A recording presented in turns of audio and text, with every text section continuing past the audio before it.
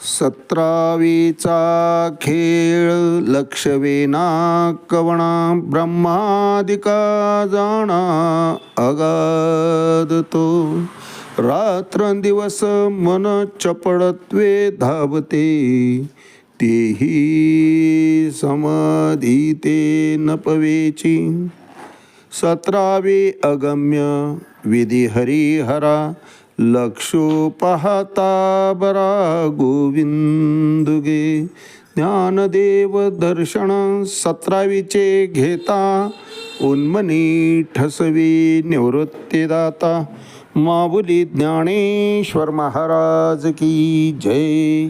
एकतरी ओवी अनुभवावी या ज्ञानयज्ञात आपण श्रीमद भगवद्गीता अध्याय 8वा त्यातला श्लोक क्रमांक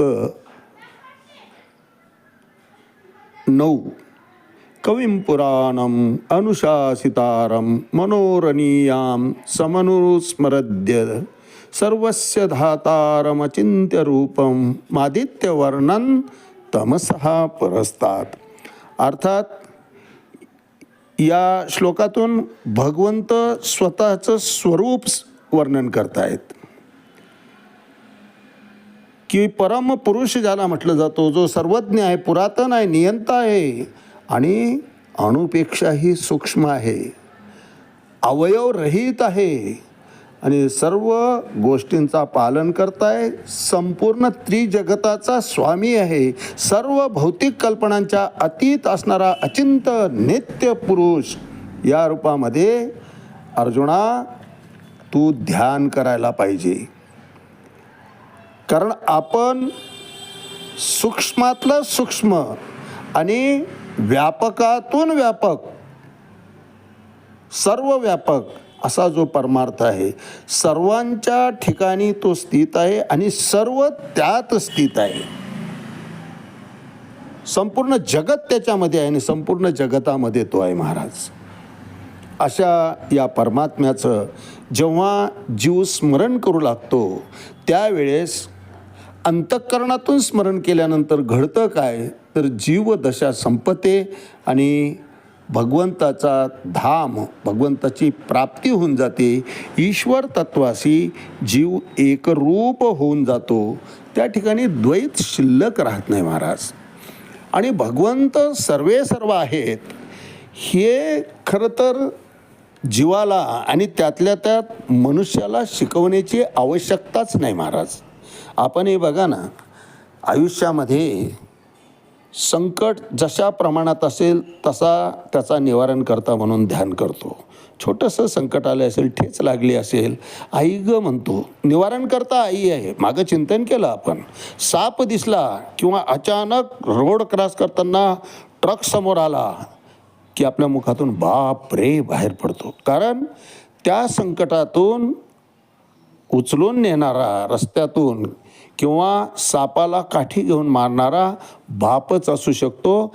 आईमध्ये ते सामर्थ्य नसतं. म्हणून न शिकवता सुद्धा आपल्या अंतःकरणातून त्या निवारणकर्त्याचं नाम उच्चारलं जातं की बाप रे.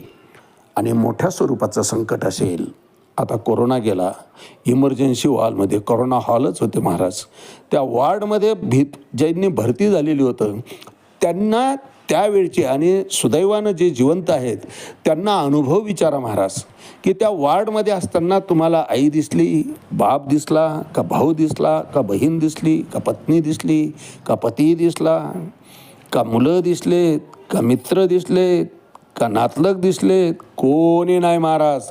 त्या ठिकाणी फक्त चिंतन चालू होतं त्या परमात्म्याचं, त्या भगवंताचं.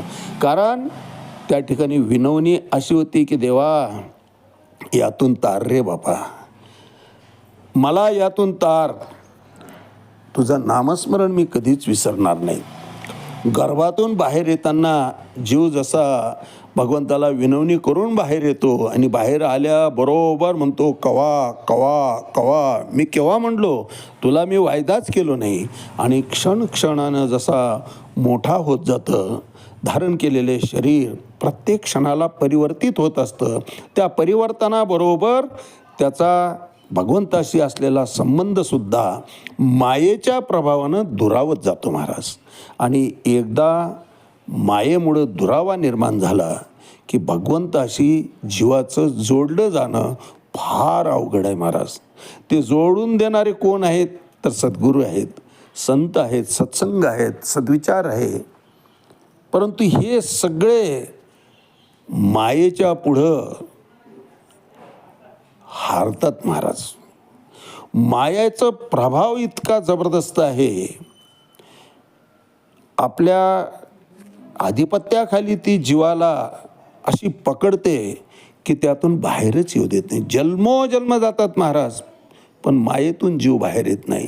मायेतून जीव बाहेर यायचा असेल तर भगवंताचीच कृपा व्हावी लागते.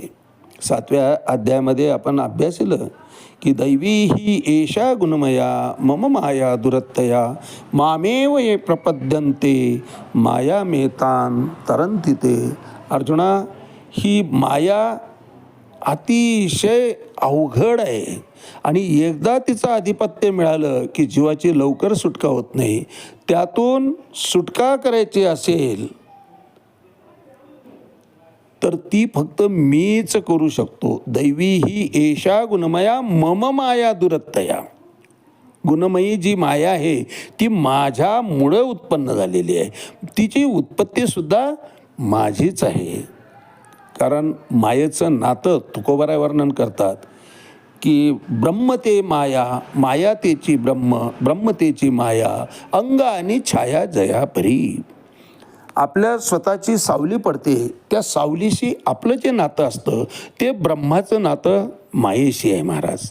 अर्थात माया आहे म्हणजे त्या ठिकाणी ब्रह्मा असणारच. सावली पडते आहे म्हणजे त्या ठिकाणी देहधारी असणारच. देहधारी असल्याशिवाय सावली पडणं शक्य नाही. बरं, जी पडलेली सावली आहे ती खोटी म्हणावं तर आपण जसं मोठं होऊ तशी ती लांबते, लहान होऊ तशी ती लहान होते. आणि या चैतन्याचीच ती पडछाया आहे, या जीवाचीच पडछाया आहे.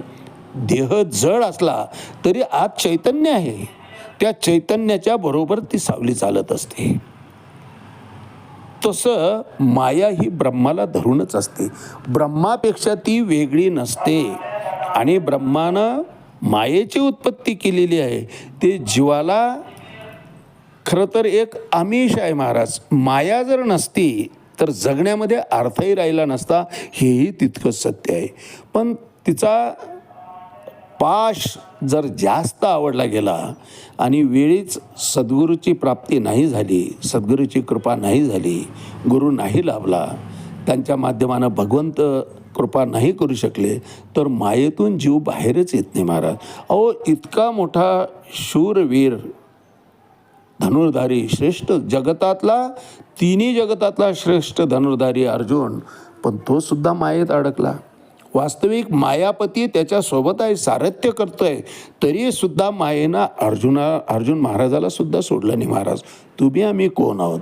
मग त्या मायेतून बाहेर येण्याकरता कृपा भगवान श्रीकृष्णाचीच व्हावी लागली. तसं कारण अर्जुनानं सारथ्य त्यांच्या हाती देऊन टाकलं शेवटी की नष्टो महास्मृतीत लब्धात त्वत्प्रसादात मयाच्युतस्थितोस्मी गतसंध्या करिष्ये वचनम तव. तू सांगावं केशवा आणि मी ऐकावं. सुपूर्द केलं. पूर्ण रथाचं सारथ्य भगवंताकडे देऊन टाकलं. तू नेशील तिकडे नेर रथ आता. कारण त्याला माहिती आहे माझं हित जिथं आहे तेथेच हे रथ घेऊन जातील. तसं आम्ही ह्या देहरूपी रथाचं सारथ्य जेव्हा त्या परमात्म्याच्या हाती देतो त्यावेळेस आमचासुद्धा रस्ता हा योग्यच असणार आणि त्यात आमचं हितच असणार. मोक्षाची प्राप्ती त्या रस्त्यावर बरोबर मोक्ष आम्हाला भेटणार, यात शंका नाही महाराज.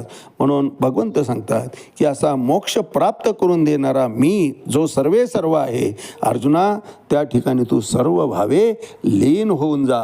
मग तुला काही करायचं शिल्लकच राहणार नाही. आणि भगवंत कुठं आहे म्हणाल तर प्रत्येक गोष्टीमध्ये भगवंत आहे महाराज. रामायणामध्ये भगवान राम आणि वाल्मिकी महर्षींचा एक संवाद आहे. वाल्मिकी महर्षींच्या आश्रमामध्ये भगवंत जातात. प्रभू राम, लक्ष्मणराव आणि सीतामाता. त्यावेळेस त्यांचा निरोप घ्यायची वेळ जेव्हा येते त्यावेळेस प्रभू रामचंद्र वाल्मिक महर्षींना विचारतात की मला राहण्याकरता आता जागा कुठं आहे ती तुम्ही मला सांगा, कारण या अरण्याची तुम्हाला माहिती आहे. त्यावेळेस वाल्मिक महर्षी हसतात. म्हटले, प्रभू तुम्हाला राहण्याची जागा मी कसं सांगणार, तुम्ही कुठं नाहीत हे सांगा, म्हणजे मग मला तुम्हाला राहण्याची जागा सांगता येईल. सर्व ठिकाणी कणाकणामध्ये भगवंत भरलेला आहे महाराज. ज्या रूपात आपण त्याला पाहायची इच्छा करू त्या रूपामध्ये तो दिसतो आणि त्याची अनुभूती येते. फक्त त्याला आवडते ती भक्ती आमच्याकडून व्हायला पाहिजे की त्याची भेट होतेच होते महाराज. यावर भाष्य करताना माऊली 87 क्रमांकाच्या ओळीत म्हणतात, जे गगनाहुनी जुने परमाणुहुनी साने जयाचे ने सन्निधाने विश्वचळे. हे संपूर्ण विश्व ज्याच्या कृपेनं चलतं, जे विश्वाचा निर्माताच जो आहे, विश्वात्मा जो आहे तो कसा आहे, जे गगनाहून जुने, आकाशाहूनही तो जुना आहे. अहो निर्मितीच त्याची आहे सगळ्या वस्तूंची, त्यामुळे तोच आधी असणार ना, अनादी आहे भगवंत. तो कसा आहे तर माऊली वर्णन करतात, जे गगनाहून जुने परमाणुहून साने. अणु जो आहे सूक्ष्मातला सूक्ष्म, त्याहून सुद्धा भगवंत कसा आहे, सूक्ष्म आहे, तितकाच तो व्यापकही आहे. अनुरेणू या धाकळा तुका आकाशा एवढा. अगदी भगवंताचं तसंच आहे महाराज. जयाचेने सन्निधाने विश्वचळे. अहो ज्याच्याशिवाय विश्वातलं झाडाचं पानसुद्धा हलत नाही तो परमात्मा. त्या परमात्म्याची सेवा, त्या परमात्म्याचं स्मरण, त्या परमात्म्याचं चिंतन पूजन भगवंत म्हणतात, अर्जुना तू कर, मग तुला दुसरं काही करण्याची आवश्यकता पडणार नाही. तो परमात्मा कसा आहे तर जे गगनाहुनी जुने परमाणुहुनी साने जयाचेने सन्निधाने विश्वचळे. अर्थात जे आकाशाहून पुरातन आहे, अनादी आहे, जे परमाणूपेक्षाही लहान आहे, निरअवयव आहे आणि सूक्ष्मातिक सूक्ष्म आहे, सूक्ष्माहूनही सूक्ष्म आहे, त्याच्यापेक्षा सूक्ष्म दुसरं काही नाहीच. त्याच्या सान्निध्याने विश्वाची हालचाल होते महाराज. कारण विश्वाचा निर्माता तो आहे, विश्वाचा पालन करता तो आहे आणि संहार करता सुद्धा तोच आहे. ही तीनही कार्य ज्याच्या सत्तेनं होतं अर्जुना, त्याच्या ठिकाणी तू शरण जा. तो कसा आहे तर जे गगनाहुनी जुने परमाणुहुनी साने जयाचेने सन्निधाने विश्वचळे. आज याच ठिकाणी थांबूया. रामकृष्ण हरी. पुंडलिक वरदा हरी विठ्ठल.